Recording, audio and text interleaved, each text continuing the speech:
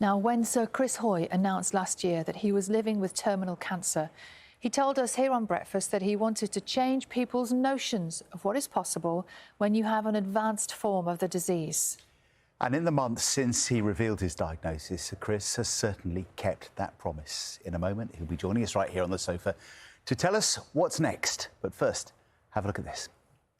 This is, this is what stage 4 cancer is right now. Yeah. Many people can still have very full and happy lives and healthy lives dealing with it. Well, blimey, I didn't think you could look like that or still be living a full life a year on from getting that diagnosis. Don't waste your time worrying about stuff that isn't that important. Focus on the things that are important. Focus on your family, the people in your life.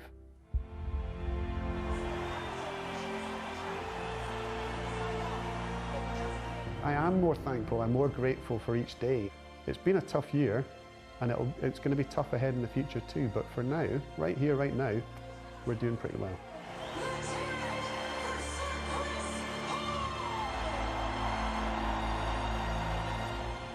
Wow, that was quite a moment. Yeah. For everybody, including this man here, Sir Chris, who is with us now, along with Mel Erwin, who is living with stage 4 lung cancer. Morning to you both. Good morning. Good morning. Chris, first of all, and for both of you, how are you? I'm doing well, thanks. Yeah, I'm feeling good. Just back from Greece, bit of a holiday and a bit of work as well. So, yeah, cracking on and enjoying life. I'm interested you say a bit of work as well. You seem to be busier than I've ever known you. Yeah, well, it's getting. We're all trying to get that work-life balance right. But I think in my situation, it's choosing the work that I'm very lucky that I get to choose what I want to do. And part of that was leading rides up a mountain in Greece for a week with guests at a resort. So that was a nice way to spend the week working. Does work help?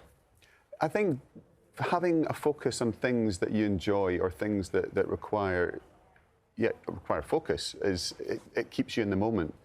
And I think with a stage 4 diagnosis, the worst thing you can do is try and look into the future or have those moments to predict the future, because none of us know what's going to happen in the future. So it's about bringing yourself back to the present, whether it's working, whether it's enjoying yourself with your family, your kids, with friends, exercising, whatever the activity is, keeping yourself in the moment and recognizing that's all any of us have, not just stage 4 cancer survivors. It's people who are everybody. We have the moment and that's it. Couldn't agree more. And Mel, I've been following you because you are in training at the moment. You're also living with stage 4 cancer. Mm-hmm. How are you? I'm good. I'm really well, actually. I feel like cycling is really invigorating me. I'm so proud of what I can do now. I started off with 2.8 miles in my local park, avoiding geese and ducks and children and other cyclists. And this week, my partner and I cycled 17 miles. So, yeah, it's going really well. I'm enjoying it. I'm full of vavavum and energy. And, yeah, it's great. It's a great thing to be doing.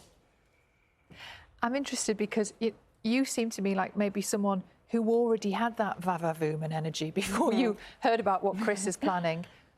Were you already in that mindset, or has Chris brought you along with him? I think I've always been somebody who embraces life and lives with enthusiasm. But when I actually watched the documentary and read the book, and I think seeing somebody else who lives with stage 4 cancer really showing everybody what life looks like from here and giving an in into what we can do when we are well enough, because not everybody is. It really motivated me to get on board with the Tour de Force when that was announced in, I think it was early February. Yeah, and I remember saying to Sarah, my partner, my cancer co-pilot, we are doing this and we are doing it in tutus. Oh, OK. So, yeah, we signed up straight away. I've been training for 3 months and I need to get to 37.5 miles, but I have no doubt that I'll be able to do it. You'll get there. Yes, You'll be fine. I will. You'll be fine. I will. You're smashing it. If Chris Hoy says you'll be fine, you'll be fine. I'm really interested, Chris, we're going to talk about Tour de Force and what that means in some detail.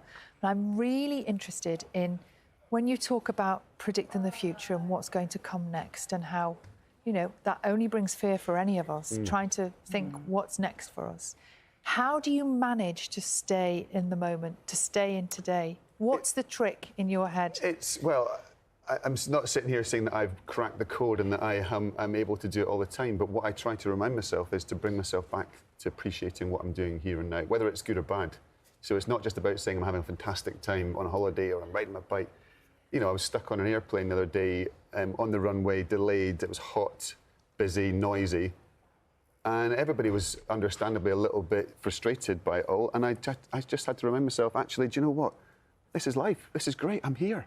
I'm sitting in a comfortable chair. I can look out the window. I'm going to be going somewhere nice soon, and it's just trying to reframe. You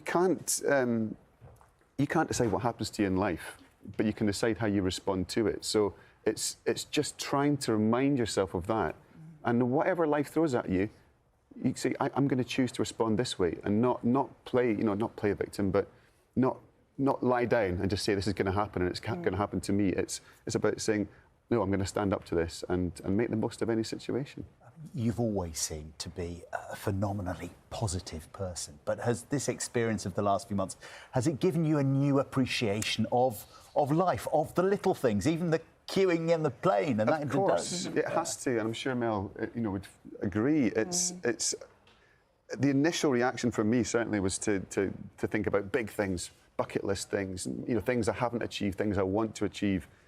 But then actually within a few weeks you realise actually it's appreciating the small things. And I really wanted with the Tour de Four, to have this platform that we have now to say, look, a stage 4 diagnosis is something that can come out of the blue like it did for me. It's devastating, and there's no other way of putting it. It's shocking, it's horrifying. But once the dust settles, once you've received that news and you recognise what you can control and what you can't control, you've got to get on with living your life. And I think it's the same for all of us, not just cancer, people who are living with cancer. I think it's all of us have to recognise this is life now, make the most of it. And so the Tour de Four, we're showing what stage 4 cancer, people living with stage 4 cancer can do and what they can achieve, bringing the community together and hopefully raising a lot of money too. And Mel, obviously you're going to be cycling. Yes. There are various levels of the race, aren't there? There are various challenges, I guess, you can take on. What are you going to do? I'm leaving Chris to do the red one, which I think is 57 miles. 57. Yeah. I'm going for 37.5 miles. Which is still plenty. It's plenty when you have a history of zero cycling. My only exercise was dancing in the kitchen and yoga. So yeah, I'm really looking forward to seeing what I can do. It's really thrilling to see what my body is capable of. My lungs, my heart, my nervous system, my cells, they're all working together. I think probably for the first time since my diagnosis, which was in 2020. So I think it's quite profound. It's also helping me to heal and to see that my body, I can trust my body, and my body is capable of remarkable things. And I'm not just somebody who belongs to hospital, because when you've got cancer, you can very much feel like your body is just something that isn't anything to do with you anymore, actually. It's something that goes in scanning machines and had blood tests and operations and goodness knows what else. And actually, on the bike, I feel like my body is, working well, and I can achieve this thing and raise awareness. I'm doing it for Roy Castle Lung Cancer Foundation, a charity really close to my heart. They were really there for me when I finished all my grueling surgery and chemo and everything else. And actually, if people want to follow my cycling antics and my cancer story, it's on Instagram @mylovelylungs, because they still are lovely, even though I only have 1.5 of them. So yeah. That's brilliant. That's brilliant. Chris, how is daily life for you now? I mean, you talked about still working, but I guess there's drugs and treatments and hospital visits, all that kind of stuff as well. Yeah, it's all part of life. It's amazing how quickly you adapt to it, and it just becomes part of your weekly or daily routine. But yeah, I'm on constant treatment now for the rest of my life, which you just accept and you get used to. But blood tests, like tablets scans, and stuff. Tablets, yeah, and injections and things that you just accept because they're keeping you alive, and it's part of the routine. But yeah, I mean, I'm busy. I'm racing at Le Mans next week. I'm doing one of the support races for the 24-hour race. We've obviously got the Tour de Four, which people can still sign up for. We've got up to 5,000 places for that, so tourdefour.com. Just remind us of the route for that. Yes, so it starts in Glasgow, and the red route, as Mel was saying, is 57 miles. It goes up into the Campsies, stunning, beautiful scenery, even on days like that where it's a little bit cloudy. But it's starting at the velodrome, and your velodrome. Well, yeah, it's got my name on the side of it, which is nice, very nice. And there's the blue route, which is 37 miles, a little bit less climbing.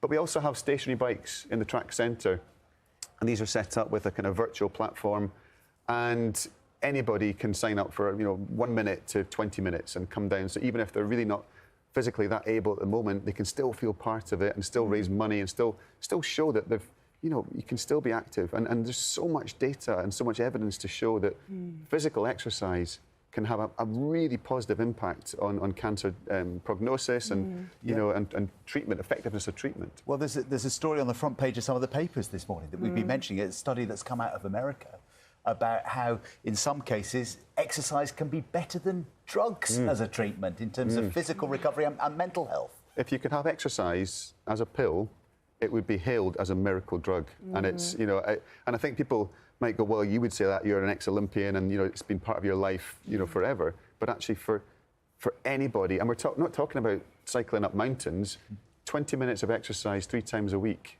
structured exercise that you have. And I think having something to aim towards as well makes it easier. I'm sure you would agree, having the Tour de Four to train for must give you some, get up and go, an incentive to get out and ride.